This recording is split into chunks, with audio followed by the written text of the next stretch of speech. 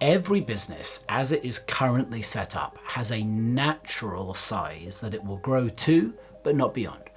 Now, this size is determined by the location, the offer, the market size, the level of competition, etc., etc. You can kind of think about it the same way that, for example, a cat, right? A cat grows to a certain size and no more because it has become the correct size for a cat. When a cat reaches one and or whatever it is, and it stops growing, we don't say, "What the hell is wrong with this cat?" A business is exactly the same.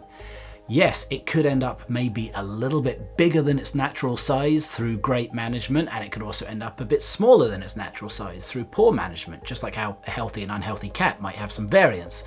But ultimately, the size is anchored around a certain point that is predestined by the strategy of the business. So the only way to escape this, you have to actually change what the business does. You have to change what the business is in some way. You actually have to change the type of beast it is into something that has got higher growth potential. If a cat wants to get bigger, it has to turn into a dog because dogs grow bigger, which is obviously impossible, but luckily with businesses, it is possible. Look, a very simple example of this that we all understand is Amazon, right? When it moved from books to general retail.